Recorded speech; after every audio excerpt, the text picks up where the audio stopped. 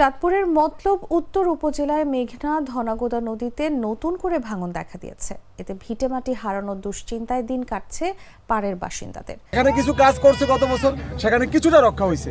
এখন দ্রুত গতিতে এই নদীকে রক্ষা কর, বাড়িঘর, এই জায়গা জমিনকে রক্ষা করার জন্য পানি উন্নয়ন বোর্ড যেন দ্রুত একটা ব্যবস্থা নেয়। 10-15-20 দিনের ভিতরে যদি না করে তাহলে আমরা 1000 পরিবার একদম নদীর সাথে ফিরে নিয়ে যাবো। আমাকে আর কোনো উপায় নাই। আমাকে পানি সাফে এই সব শুরুতে এই গাতলা শুধু ভাঙ্গা নদীতে বিলীন হয়ে যাইতেছে। দেখতেছেন এই যে কীভাবে ভাঙতেছে।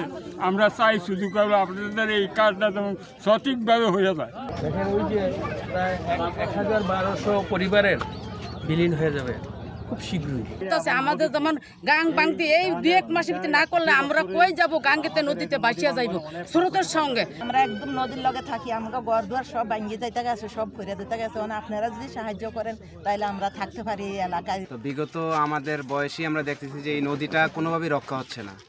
আমরা যতদূর দেখেছিলাম এই নদীটা, তার থেকে এখন আমাদের বাড়ির কাছাকাছি নদীটা ভাঙতে ভাঙতে চলে আসছে। তো আমাদের এখন মানে কোনো উপায় নেই। এখন এই মুহূর্তে যদি এই নদী ভাঙন রোধ না করে তাহলে মনে করেন যে আমাদের প্রায় 1000 পরিবার আমরা নিঃস্ব হয়ে যাব। শনিবার দুপুরে সরেজমিনে দেখা যায় উপজেলার বাগানবাড়ি ইউনিয়নের খাগড়িয়া, হাপানিয়া ও নবীপুর গ্রামের বেশ কিছু এলাকায় সপ্তাহ ধরে নদী পাড়ে ভাঙন চলছে। এতে আতঙ্কে রয়েছে 3 গ্রামের প্রায় 10,000 মানুষ।